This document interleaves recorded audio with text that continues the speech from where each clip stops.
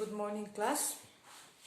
Today we are going to start with the first lesson from your Flamingo textbook, which is the last lesson. And in this lesson we are going to study about a little boy whose name was France, and about the country France. So you should not be confused with the name France, the name of the boy France here in the country France. When you read through your lesson, you will know that even the spellings are different, because we are going to talk about both the small boy named France and the country France very often in this particular lesson. So this story is about it happened a very long time ago. Like when you look at your textbook, you will see just below the title of the chapter, the last lesson, you will see that there is something written about the author. So under that you will see that this story is set during the times of the Franco-Prussian War, which is during the time of 1840 to 1890, during 1870 to 1871. So this story focuses mainly on the story about a small boy named France and the country that is at war with each other, which is France and Prussia. So Prussia today is now known as, they are divided into different countries, which is Germany, Poland and parts of Austria. So we are going to talk about what happened during that time, because this is war time. And so what happened during this war time and what happened to this small boy. And we are not going to talk about, when we talk about France, we might have a view of Paris, a very beautiful French city, but this is not Paris that we are going to talk about today. We are going to talk about a village, a very small village named Alsace in France, and a small boy who lived here, and what happened to his school and what happened to his country during that during the wartime. So the author, the narrator is presenting the story as if this little boy France is telling his own story. And so in the first line of that, when you read through it, in the first line you will see that I started for school very late that morning and was in great dread of scolding. Now France was already very late to go to school.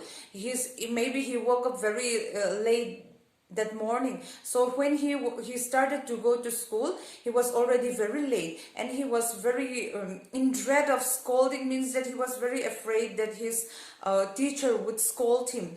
And when he went towards the school, when he went to school, on the way he was looking around. It was a very beautiful day, it was a very beautiful morning, and the birds were chirping, the trees looked very nice, everything was very clean, it was sunny, and he was thinking that it would be very nice to go outdoors instead of going to school. It would be very nice if I can go outside, play outside. And in the fields the soldiers were drilling. Soldiers drilling means that the soldiers, they were having some parade and all, and he wished that he could stop there and look at the soldiers drilling and play around in the open fields, but he gave away all those thoughts and he went towards school, and he hurriedly went towards school. And then on the way to school, there was a very big town hall. During those times, there are no telephones, no internet, no cell phones, no mobile phones, no internet, and nothing that you can communicate with the outside world. And the only means of communication, or the only means of hearing the news about the war and what is happening in and around the country, used to be posted on a notice board in front of the town hall. And so people would come there, they would gather there to read the news, what is happening to our country, what is happening to the world. All those things they know by reading at the notice board which is posted in front of the town hall. So a large crowd of people were gathered in front of the town hall, and Franz was tempted. He wanted to know what was happening, but he doesn't have time to stop and read what is happening to their country, to read the bulletin board. So he hurriedly passed by those people who were trying to read the notice board, and while he was hurriedly going, passing the town hall, the notice board,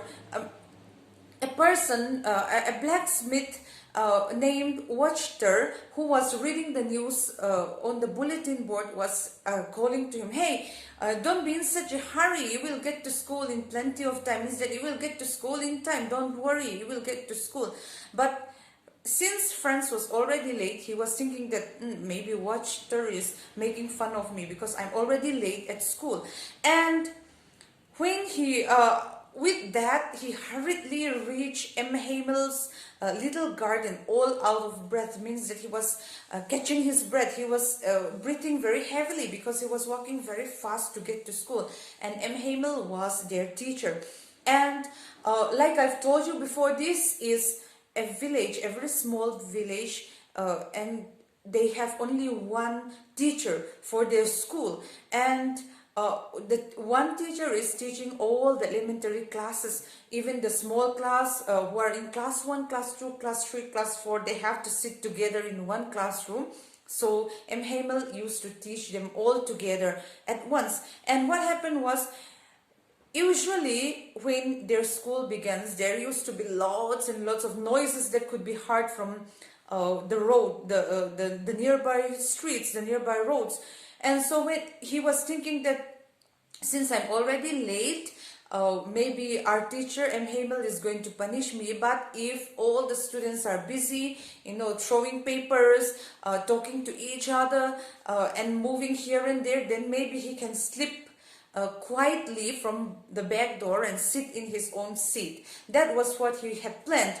But unlike all the other school days, when he reached the school, it was very, very quiet. He said that it was as quiet as Sunday morning. So when he peeped in through the window, he could see their teacher, M. Hamel, walking up and down, pacing up and down the classroom, and a very big rod in his hand, and a very big scale in his hand, in which he used to beat, the table. And he was walking up and down the classroom. And since M. Hamel was walking up and down the classroom, and all his classmates were sitting in their respective seats, and Franz became very, very what shall we say, he became very scared. He became very scared since he already thought that he would get inside the classroom unnoticed, but all the students and all the teachers, they were looking at him when he was walking inside their school. And he went to his seat, and he was sitting down, and he does not dare to look up from his seat because he was very afraid that, since he was already late, and he was afraid that his teacher is going to punish him. But after a moment of sitting, when he catch his breath, and when he was able to look up from his seat, he could see that this day is not a normal day, because their teacher is wearing a very nice cloth, a very nice embroidered cloth that he only used to wear on Sunday and on inspection days. And he was dressed in a very nice manner. And he, when he looked around their classroom, he could see that not only the students were sitting in the class, but also some people from the village, some respected people from the village, like the male man and the mayor and all those people were sitting at the back of their class, which used to be very empty. Now all the people, all the respected people of their village were sitting at the back of their class. And old Hauser, a very old man named Hauser, had brought a primer. Primer means, you know, the nursery rhymes that small students used to study. And this old Hauser had brought a primer book with him, which he put on his lap, and then he was reading from those primer. And Franz was feeling it very confused. And while he was thinking what happened this day, why are all these people sitting in our class, while he was thinking about all those things, M. Hamel got up from his seat and he addressed all those people present in the class, students and the people from the village. He said, "My children, this is the last lesson I shall give you. The order has come from Berlin to teach only German in the schools of Alsace and Lorraine. The new master comes tomorrow. This is your last French lesson. I want you to be very attentive now." M. Hamel, when he get up, he announced to the class, "Today is going to be your last French lesson." French lesson because French is their mother tongue, so they are studying in French language only. Now he is saying that from tomorrow onwards, we are allowed to teach only in German. Now, it means that France had lost the war against German in that war. And since German is going to occupy France, now they allow only German language to be taught in the schools. So suddenly, when they heard that, Franz was becoming very unhappy. He was becoming very sad, and he was thinking, "Oh, that is what they had put up in our town hall, the bulletin board. I did not have time to read, so that is what must have been put up in the bulletin board." And he was thinking, "Oh my God, my last French lesson. I barely know how to read and write, and if I again study in Germany, what is going to happen to me?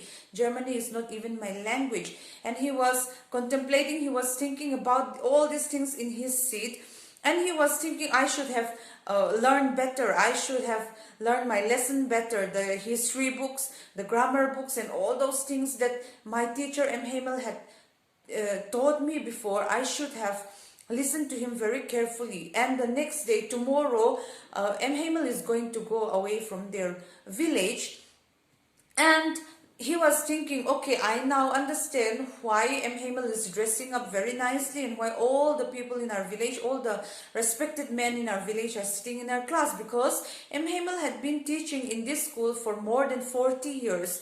And it is practically his school as well as his home, because at the upper building of the school, M. Hamel used to live there. So because of that, all the village people, all the respected village people, they came to the school to pay respect to this M. Hamel, who had been teaching in this school for more than 40 years. So now Franz understood. Now, while he was thinking of all this, suddenly he heard his name called. And then when he heard his name, he stood up.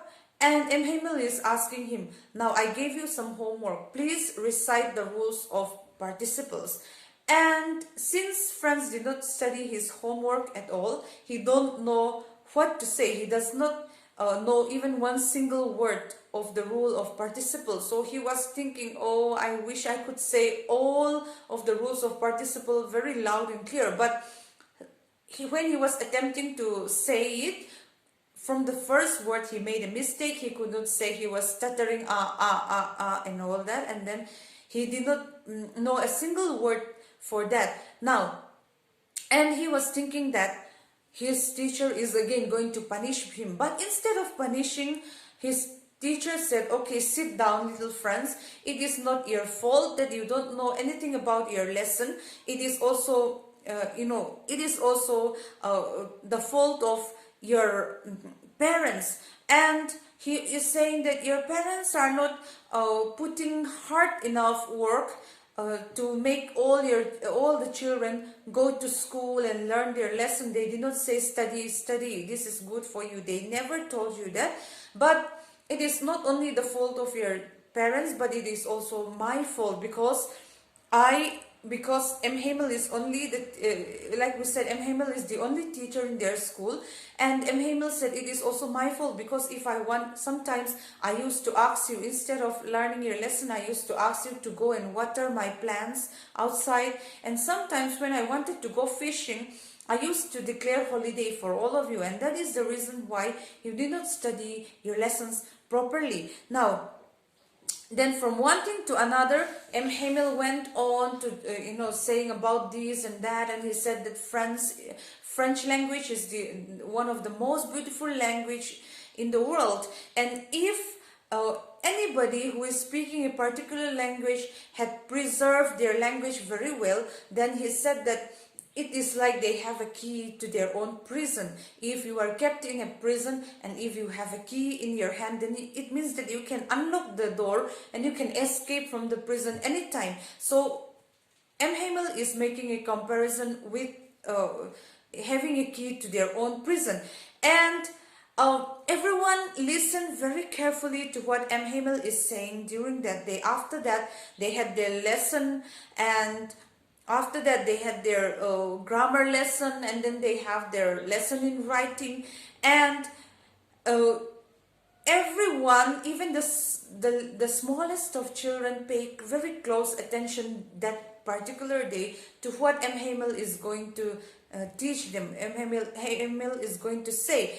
And when they were doing the writing lesson, there was a pigeon who is cooing, making sounds on the rooftop, and Franz was thinking, are they going to make even the pigeons sing in German language also? Because the Germans seem to be very strict.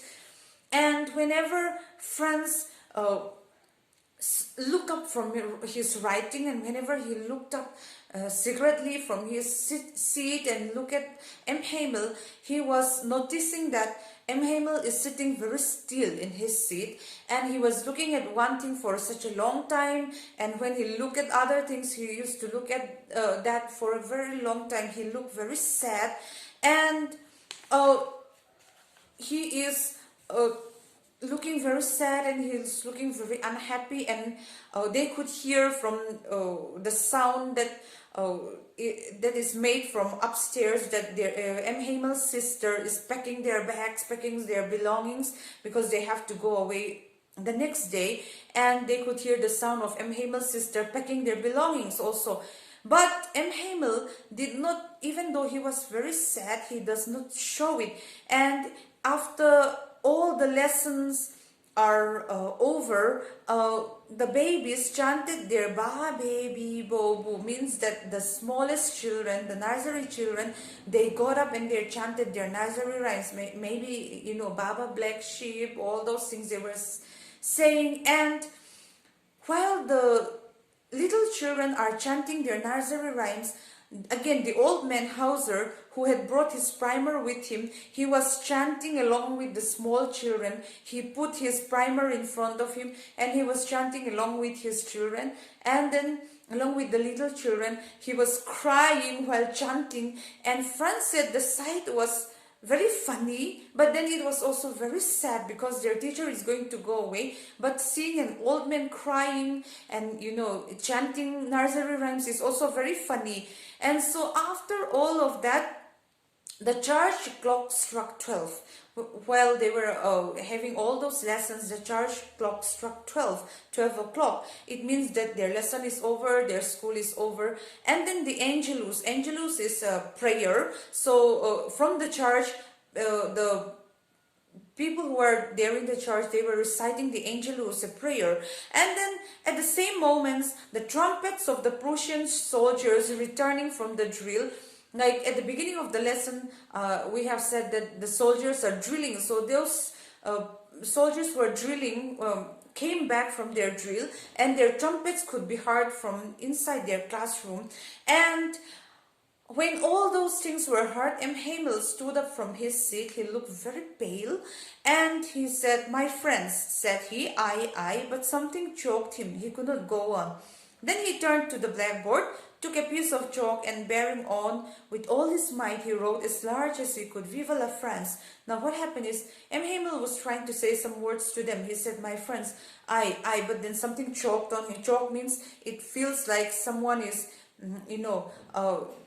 putting his hand on his throat, and he could not go on, he could not say another word. And then he said, he turned to the blackboard and he wrote on the blackboard, "Viva la France." It means long live France.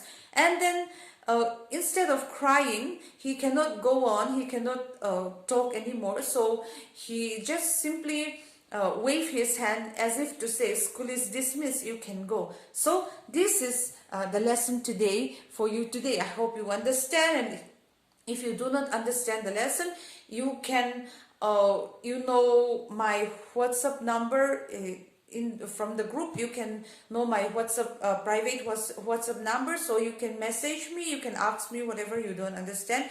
So I hope you understand, and please read your textbook. That is what I wanted you to do. Read your textbook. So in the next class, we can, like I've already give you your syllabus, and in the next class we can discuss the other. I'm going to explain the other chapters in the next class. So please read the next lesson, which is law spring. So in the next class we'll discuss about law spring, and until then, please stay safe, and please keep on updating your network or whatever. So with that, I will say thank you, class.